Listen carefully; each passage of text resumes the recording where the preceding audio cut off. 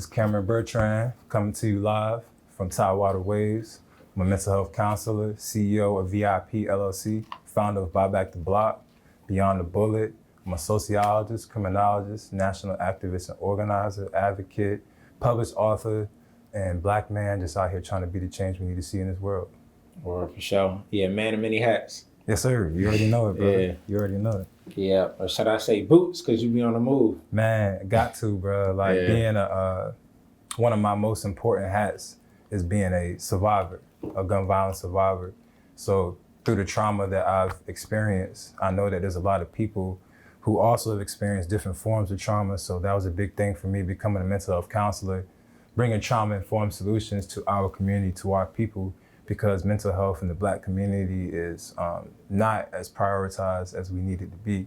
So being on boots on ground and making sure I'm prioritizing the mental health and the healing of our communities is something I'm very adamant about, because it's really important. It's something that's not really exposed within the movement. It's something that we need so we can continue to fight this good fight.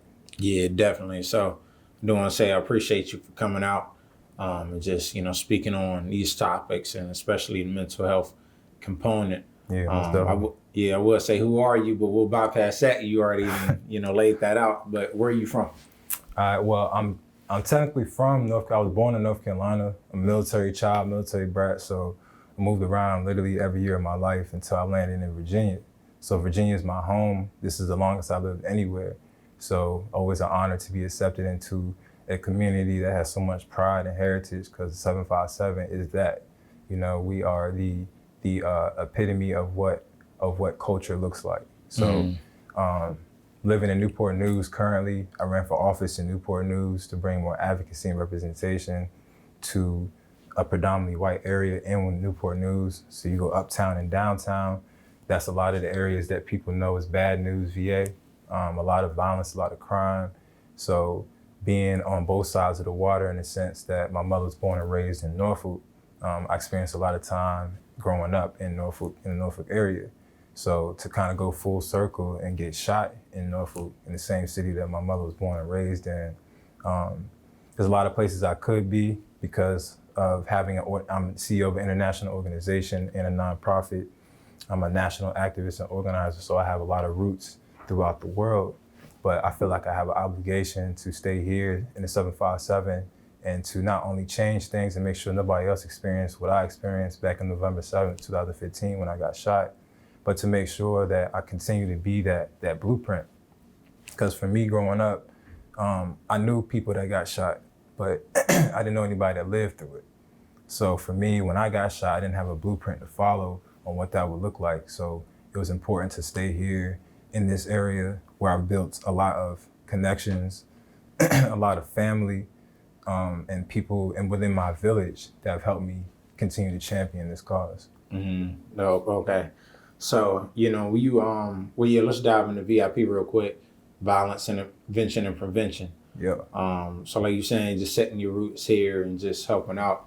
But not only here, I do want to get into also just how VIP is a traveling brand and just really touches a lot of the different areas when national issues pop up, and you're able to collaborate and bring things back and just bring that Virginia support. So how is that for you in terms of visiting these other spaces? I mean, it's surreal because it's something that I never really set out to do with VIP. It was something that was brought to the table when the uprisings began, and knowing that with the experiences that I've gained throughout life, I'm 30 years old, but I've done a lot of things, I've experienced a lot of things, even having a background in the military. I did 4 years in the Army. I was a paralegal, so I went pre-law. I had a top security clearance. So even with that, the concept of going into foreign areas and being able to build rapport with people you've never met, coming in and being able to serve and being accepted into spaces that you may not necessarily be accepted in if you don't have the right intentions. And then knowing that you have to stay in those areas for an extended period of time to really be able to prioritize the needs of that community. You can't possibly know what they need if you aren't building qualitative data. That's my sociology background. And then knowing that an anthropology background taught me how to integrate into communities and bring those needs and solutions to the table. So coming full circle with VIP, this was something for me that feeling important enough to get the resources and the advocacy that we deserve. It was something that, being a very important person, it goes hand in hand, VIP, and that's where that came from. Dope. Violence intervention and prevention for very important people, because we all should feel as such. But then being a full-time entrepreneur, it was important to have another stream of income to make sure that we never have to charge our families for the services we provide. Mentorship, counseling, and advocacy, you name it, we do it. So being able to do that for thousands of families across the nation, it's important to have sustainability. So these are things that having multiple different brands and things that come back to one focal point, which is the umbrella, VIP, and knowing that we have an amazing team. 100% of what we've been able to do in our communities is from having a village. I couldn't have done any of this by myself, and that was never the goal. So being able to take a blueprint and create blueprints and leave them in communities and help train those individuals, help heal those individuals so they can sustain the same work and the same impact that we've been able to see in different cities, that's what's helped us grow in such a short period of time. We launched VIP January 28th, 2019. January 28th, J. Cole's birthday, so that was a significant day for me. But knowing that that has grown to what it is today in just the past 2 years, going on 3 years now, is far beyond what I could have imagined. So even our mission trips, taking something that we know is going to help bring data to the table. So our mission trips were named Who Will Survive in America? Who Will Survive in America? Our mission is to take these solutions that we're trying to find in our communities and make sure that we have trauma-informed, evidence-based, outcome-driven solutions to combat police brutality, social injustice, and systematic racism in underserved communities. So knowing that you have an emotional response to what's happening in our communities down the line, whether it's with police brutality, whether it's with social injustice, whether it's with the policy and legislation that don't protect us, how do we prove this to the people who don't want to hear it? It's by taking this data and knowing that quantitative data will show that these numbers don't lie and that we need immediate change, we need immediate funding, we need immediate abolition for things that have never served us in the first place, including this Constitution. So taking all of these things that would be in a melting pot and knowing that it comes back to one important factor, and that's not only justice, but healing for Black and brown bodies. Yeah, and I like how you tied in the economics and the political strategy behind, because that's an important piece to bring up. People just see the activism and, we're out here fighting, but also it takes a lot more resources and planning than people may just see from the front. Big facts. Yeah, so also what comes with, the activism or just these national, uprisings and situations, whether it's police killings or just, community work, there's a lot of trauma. And that's been dating back hundreds of years. With May being National Mental Health Awareness Month, I'm glad you were able to come out and speak. And I do also want to talk to you about yours and other people's mental health and how you support those people. And when you're really on those front lines like that, and how these situations that you've seen from, right up on the front lines, how that's affected you. Man, like, one thing to see trauma or experience trauma, but then it's another to meet the families of individuals that are actually dealing with this sudden loss. After meeting Breonna Taylor's mother, after seeing Donovan Lynch leave this earth and having to be there for Mr. Wayne, who has been a mentor for me for 12 years, from being able to be at Xavier Hill's service and seeing LaToya and LaTanya and Xavier's family that have done so much to continue to fight because they can't sleep. That's a whole nother type of trauma, because now you're experiencing something that if you don't find solutions, if I don't find solutions, how do I sleep? And those are the things that taking your pain and turning it into your passion for helping others, that's been something that I've been blessed to have, again, a team to help me figure out what do we do about what we're experiencing when the people who have the power to do it won't do it. So creating programs like the grief support program that we just created. We created a grief support program for families impacted by sudden loss due to police brutality, COVID-19, and or violence and trauma. This is a 9-week, outcome-driven, trauma-informed, evidence-based program that we built because of what our families experiencing nationwide from scratch. I'm talking about this has never been done, and that's a shame because this is something that we can't ignore, like you mentioned. The trauma that Black people have experienced in America goes for centuries and centuries. And what we don't see is any type of legislation that has been drafted or implemented to protect us the same way they have done for every other community that has been oppressed. For every other demographic that's been oppressed in America, you can find legislation in the executive branch for them. And they deserve it, just as we do. So again, taking what I've experienced in life and knowing that I didn't set out to be a mental health counselor to do what I'm doing now, but I am a mental health counselor, so I can do what we're doing now. And each one of us have something that's embedded in us that we can bring to this movement. I tell people all the time, you don't have to be on the front lines to actually help with what's going on in our communities because it goes grassroots deep. If there's an opportunity to invest in a young person that may not have that opportunity elsewhere, that's going to change things. If we can help put people in spaces where mutual aid is available and start lifting those opportunities, because the grief support program is essentially that.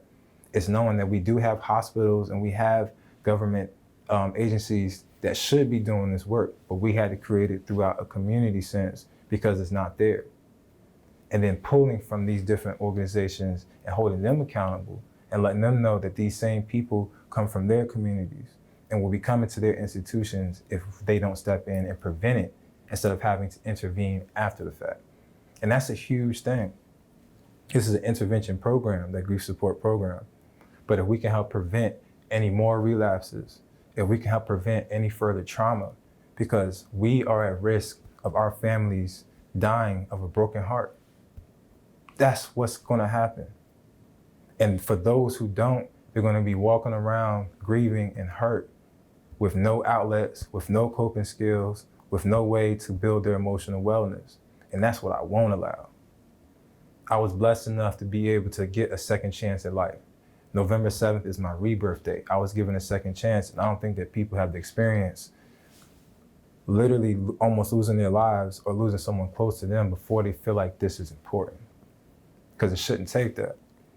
We're all family if we look at our neighbors. So we have to kind of prioritize that. And I feel like creating programs like these will continue to help spread that message, to know that we do have millions of people that could be served through these programs if we had the true support.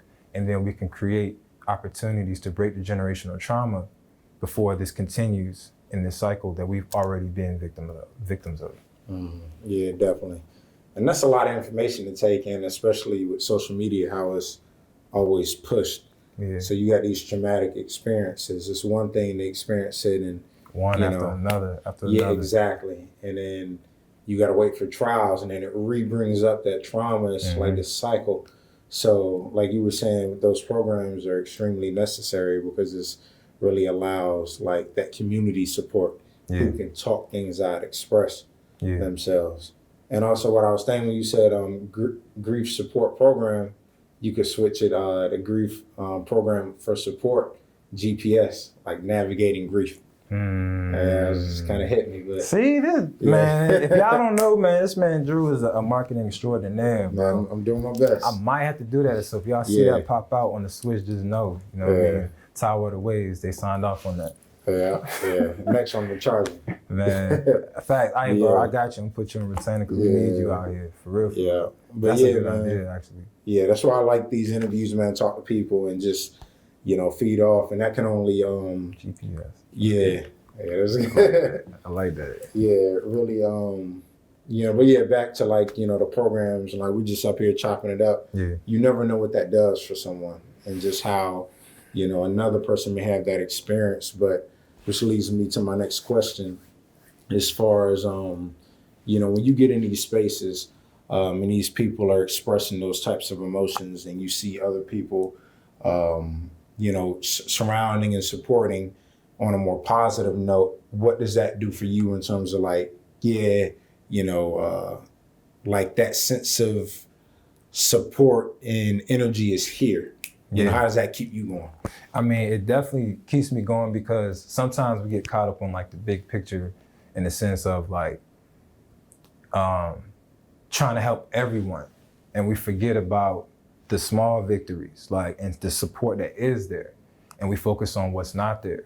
So having that support and seeing the things in the community, like, it's really important to focus on that for me because I'm taking on a huge task right here. Like this is something I've dedicated my life to this work because I know that's how long it's gonna take. I know that I might not even be alive to see the changes that I'm fighting for, but as long as it helps the next generation, that's what the goal is. That's what's most important.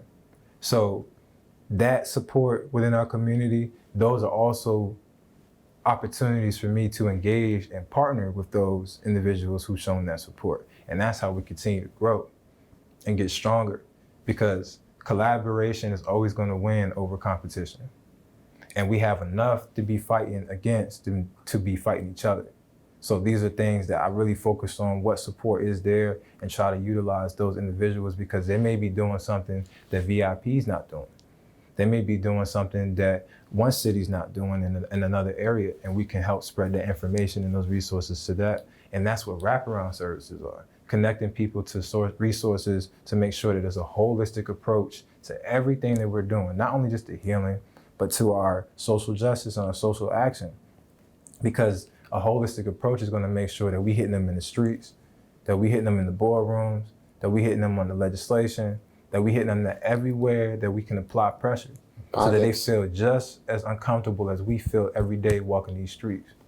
So these are things, again, knowing that there is support out there and focusing on that, it keeps you in a good headspace because it's so much opposition out there that you will really get overwhelmed. Anxiety and PTSD is a real thing. So if I don't focus on the support, I could get really alienated in a box in a sense where I'm moving different than I would like to. I gotta move with confidence. And one of my mantras I always say to my team before we step out to the front lines, because there really be stuff popping off out there all the time. Like we've been in gunfight, like shootouts, like all types of stuff from white supremacists and made it back home. So I always tell them before we step out, like we well protected, we well connected, and we well respected. And that's something that we affirm that every time before we step out. No fear, just faith. But we have different things that we try to keep in our minds.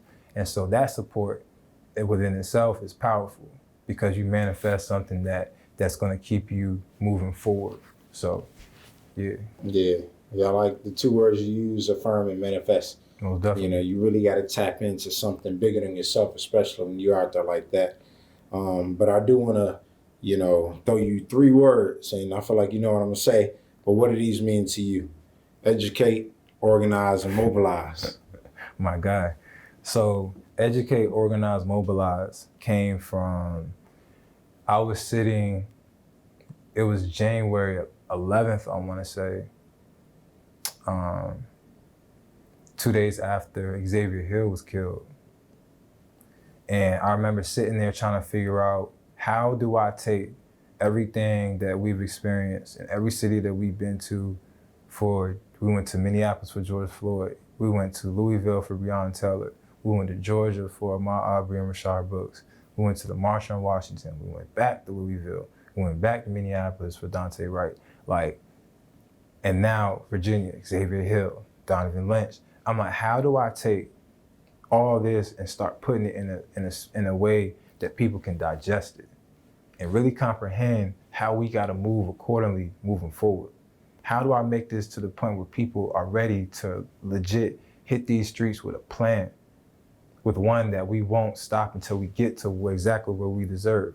How do I put that into people's heart and put it into their minds to the point where they really feel that in their hearts and their soul.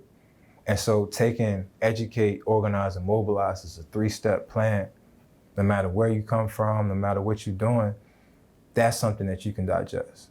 You educate yourself on what it is that you're going to do, what it is that you're fighting for, who it is that you're fighting for. You educate your community on what this matter is, on what the action is, on what the cause is. Because then you organize around these same ideas, around the same mission, around the same purpose, to make sure that you never forget who you're fighting for and what you're fighting for and what you're fighting against. And you do those things before you mobilize, before you ever take a step into the direction to put the action in the plan, because our safety is priority, because we've lost too many people already. We can't afford to lose people for no reason. God forbid we have martyrs for the cause and people who have sacrificed their lives, because we already have that. We can't let it be in vain. So those are things that we make sure that before we step out there and put ourselves in harm's way, because that's what we're doing, unfortunately. And at any time, at any given moment, that we know exactly what we're supposed to be doing and why we're doing it. And so that the other people around you know as well. And that brings peace of mind, it brings confidence, we move with action, we move with purpose.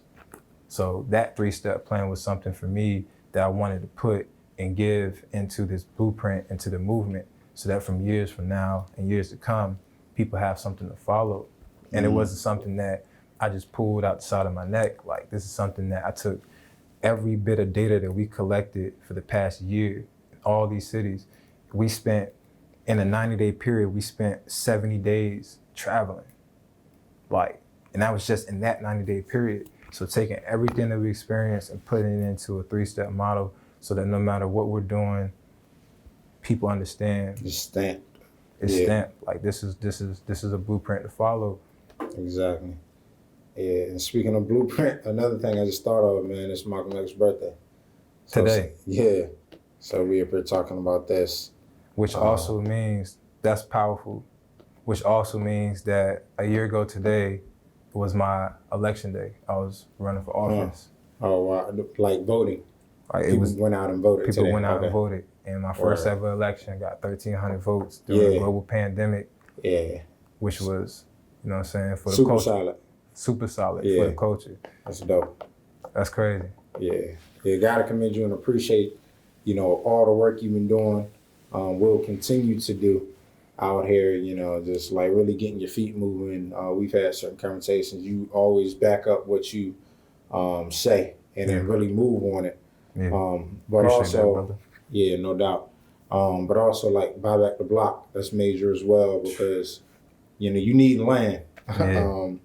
Yeah. Whether you're renting, you would rather own, but just like really, having ownership on this earth. What does that like mean to you on a deeper level than you've already stated? And how do you continue to grow that? Buy back the block is giving people something to lose. I ain't gonna lie, people ask all the time, like, yo, Mr. Cam, how will we stop the violence in our communities?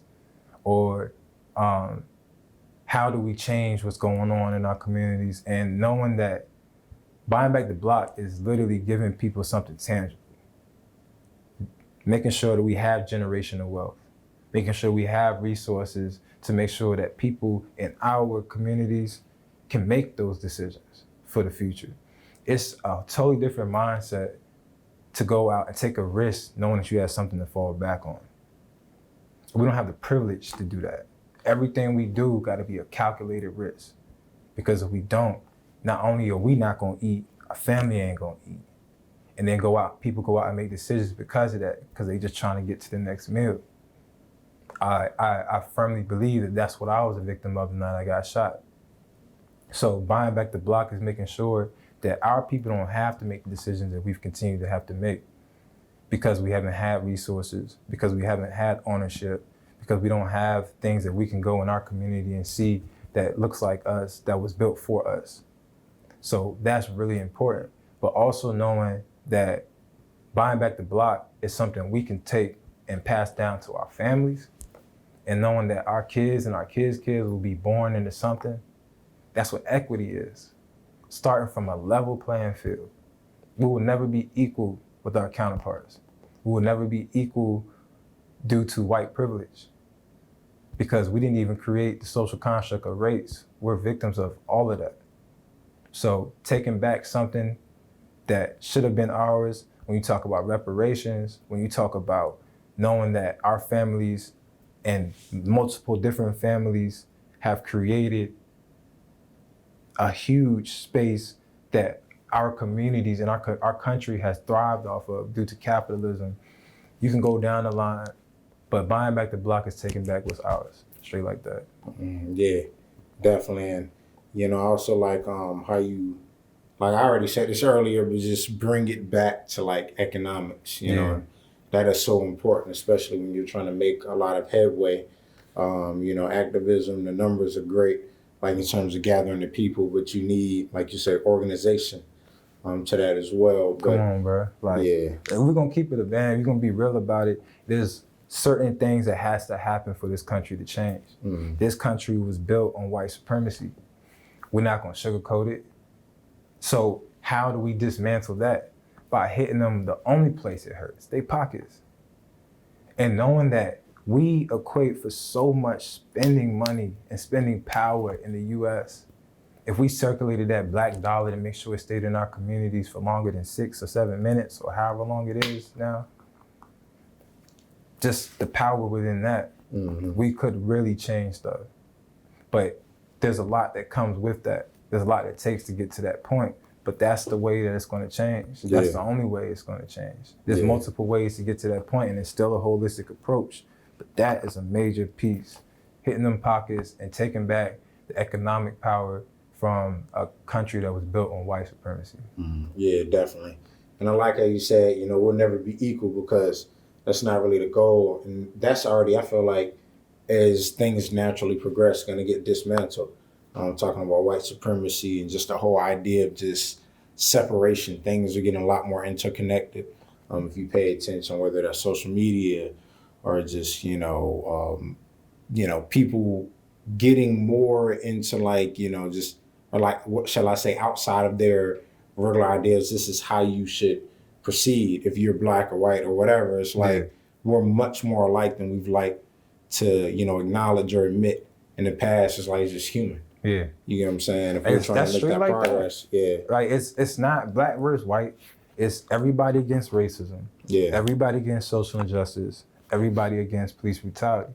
Like, it's simple as that. But when it comes down to it, like, we have to learn how to sit together, and that's the black community. So that no matter what happens, like, we understand who is for us. Nobody can be for us like we can be for us. But it's important for us to have allies and, more importantly, accomplices.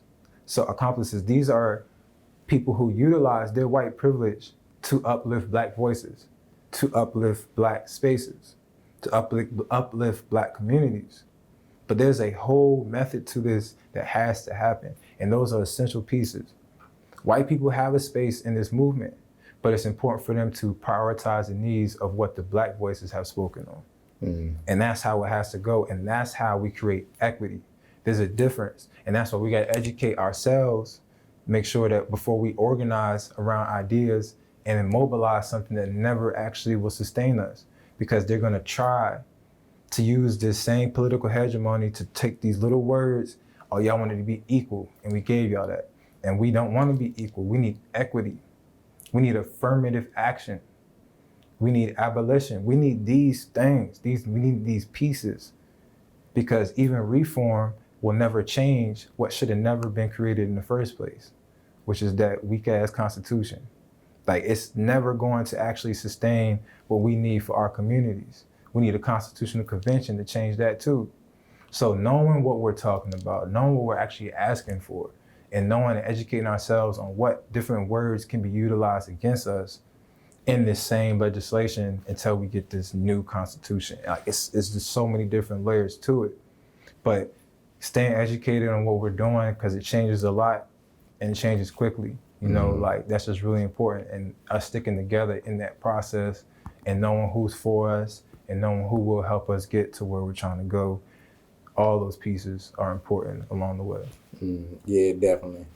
And how can people get in contact with you if they want to be a part of what you're doing in any capacity, or help fund, or just be a part of the movement and help push things along?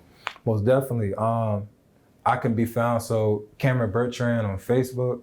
I'm also on Instagram, Mind of a Billion, because I represent the masses. I'm also on LinkedIn, all those platforms, but our business page on Facebook is Violence Intervention and Prevention, VIP LLC. Instagram, VIP.LLC, simple. And our website, buybacktheblock.vip.org. If you go to our website, you can find all this information right up there. Buybacktheblock.vip.org.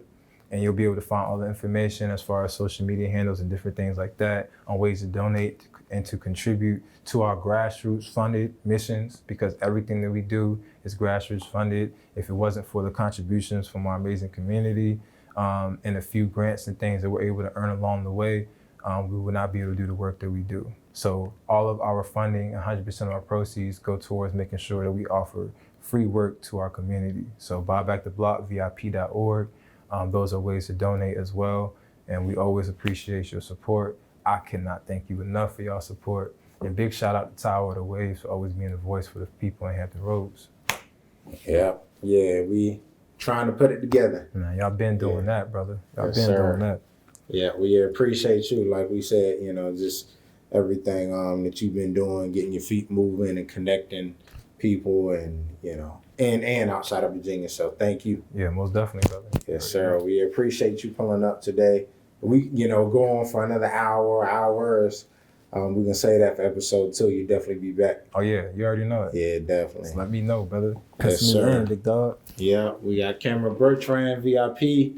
Buy back the block. ... Yes, sir. You We already out. know. We out.